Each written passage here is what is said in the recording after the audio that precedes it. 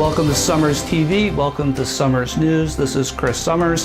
Have a lot of exciting things to talk about because the city of Philadelphia is amazing. A lot of things happening right now. For example, today we have NKCDC. One of my premier investment strategies is wherever they go, follow. They're moving into the heart of Kensington. They have some incredible apartments available, beautiful, at a very low price. I think we'll want to hear about that. Further, we have Alan Dong, Technology, Philadelphia, finally coming together. Some amazing improvements happening. How is that going to improve the city? We'll find out. Third, we have Sandy Smith, premier journalist. What's happening in the River Wards? I think we'll get a nice sneak peek in terms of what's happening there with Sandy.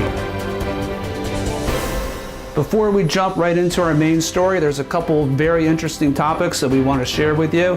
First is protected bike lanes. Well, what are they? The initiative has begun from 45th to 34th Street on Chestnut. It's part of the Mayor Jim Kenney's initiative. We'll see how that goes. Second, Rebuild Philadelphia is underway. Huge initiative, $700 million plus. It's going to transform the city. Third, I-95 cap is approved. It's funded. The waterfront is here to stay with some amazing initiatives.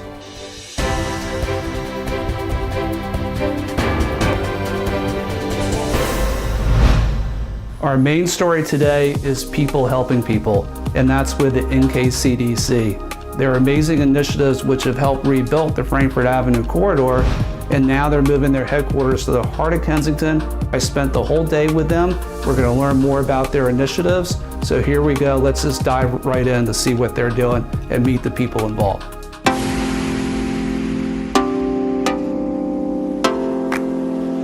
Here we are at the Orinoco Civic House, which is very close to the corner of Kensington and Somerset Avenue in the heart of Kensington. A beautiful new building here with the NKCDC.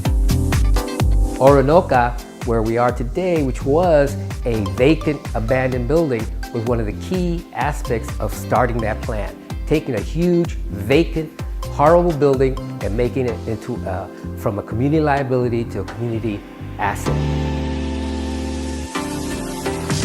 It's an amazing project here. Can you tell us a little bit how this came about in the first place? What was the main catalyst, for us to be here today? This neighborhood is one that has suffered from a lot of disinvestment in the last several decades.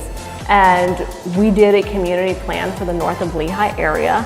And this building was one of the things that came out of that. People in this community felt that they needed affordable housing and they needed something to revitalize the neighborhood and to be able to create jobs and have an affordable place to live. The way that NKCDC works in communities starts with our community engagement team. They are kind of our eyes and ears in the community. We have a homeownership team which helps people fix their credit, be able to buy houses. We also help people to make sure they don't lose their houses. We have a foreclosure team that all it does is stops foreclosures and hopefully helps the family get back on their feet and keep their house. And if someone, whether it's a realtor that wants to refer a buyer to a home buying seminar, my understanding is they might be coming to this new location. Absolutely. How does someone get connected to when the next round might come, when they're ready? So once a month, usually it's the first Saturday of each month, we have a 4-hour session and they'll get their certificate of achievement. During these workshops, we generally have a realtor speaking, we have a lender speaking, we'll have either a home inspector or a home insurance professional speaking. To register for one of those classes, you must do it through our website. And then also on our website, any current down payment assistance programs, that's generally where you're going to find it, and that is where you need to request the appointments. We have a very strong relationship with Conrail so that we're fixing the areas that go through this neighborhood. So we've put fencing up, they've put fencing up, we've cleaned vacant lots. The city is leading a very strong effort to clean up Gurney Street, and we have been working with them and supporting their efforts. One of the things we're really working on now is having a trauma-informed approach to community development.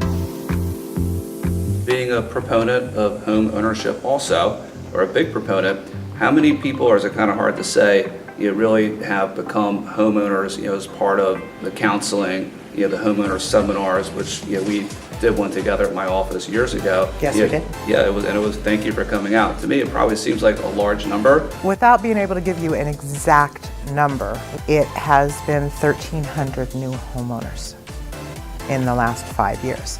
I can tell you about a year into my career at New Kensington, I picked up my extension on my phone, and instead of a voice, I just heard this jingling sound, and I was like, hello, this is Lori, can I help you? And they're like, Lori, you hear that?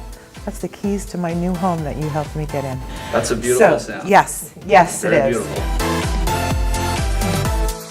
NKCDC is here because we are invested in this community, and we want to show the residents of this community that we're here in this with them, and we want to do better for the neighborhood.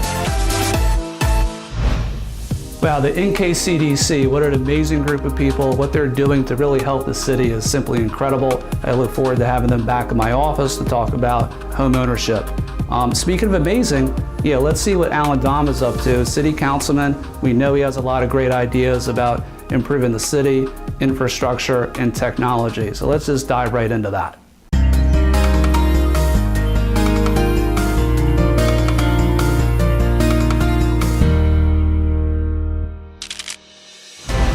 Hey Alan, how you doing? Thank you, Chris. Welcome to City Hall, Chris. Alan, could you give us some advice and your insights on what Philadelphia really needs to make our city a 21st century city and be one of the best cities in the United States? Thank you, Chris. I guess the biggest area we need to focus on as a city, in my opinion, is in the area of technology. And I want to cite some statistics, Chris, for you that came out of the Pennsylvania Economy League, really. And it said in the last 14 years, 25% of all jobs created in the Philadelphia area were in technology. 25%, 1 out of 4 were in tech. Pretty amazing.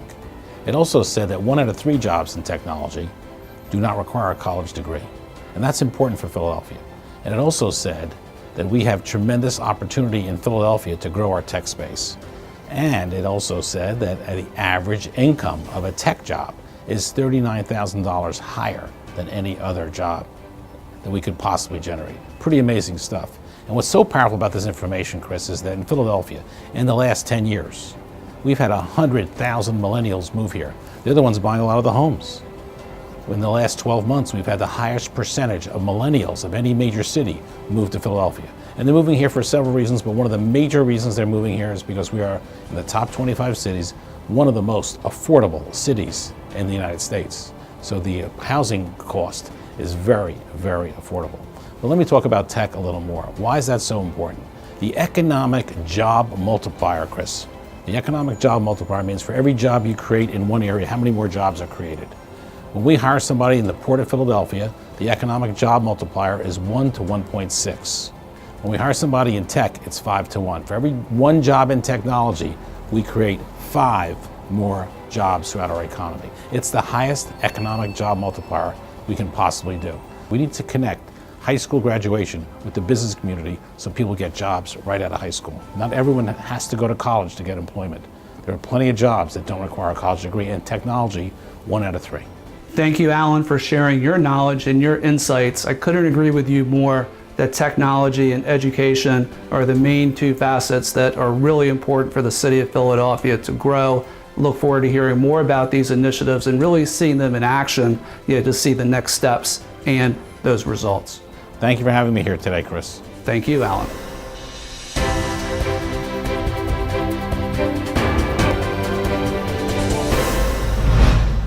Now we're going to jump into what Sandy has to say with Sandy Says. Sandy is one of the premier journalists in the city of Philadelphia. I read all of his articles. He has some insights for us of one of our favorite areas, favorite parts of the city, which is the riverboards.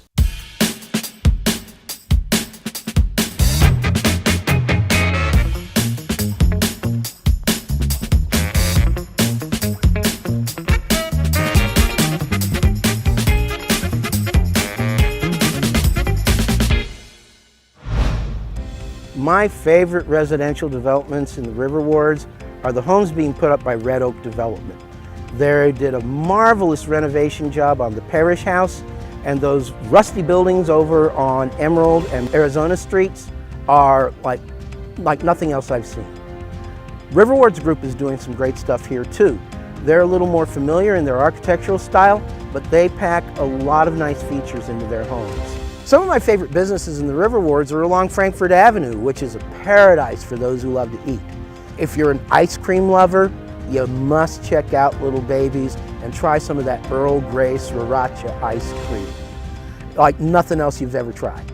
The organizations in the River Wards have been doing a great job of, balancing redevelopment with community needs, and I don't think that they need to change what they're doing much at all.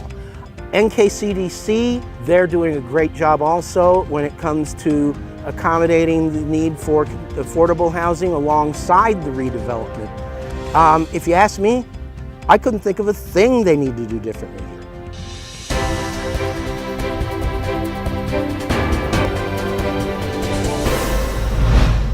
What Sandy says, people listen, so reach out to us with your question so we can see what Sandy says with that. Subscribe to our channel, like our video, ask those questions, bring them to us on Facebook, Instagram, and Twitter.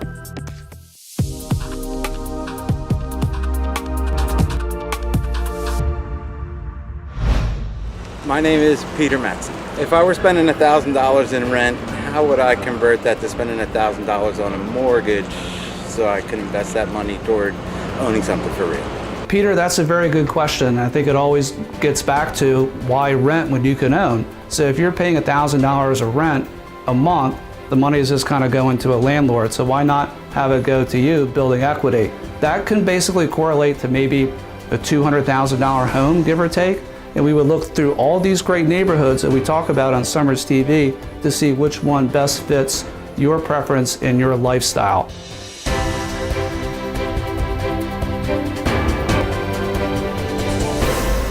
We're wrapping up this episode. Please, as always, reach out to us. Let us know what you think about what you saw here today. Subscribe to the channel, like the video, reach out to us on our channels, Facebook, Twitter, Instagram. We look forward to hearing from you and seeing you on the next episode of Summers TV.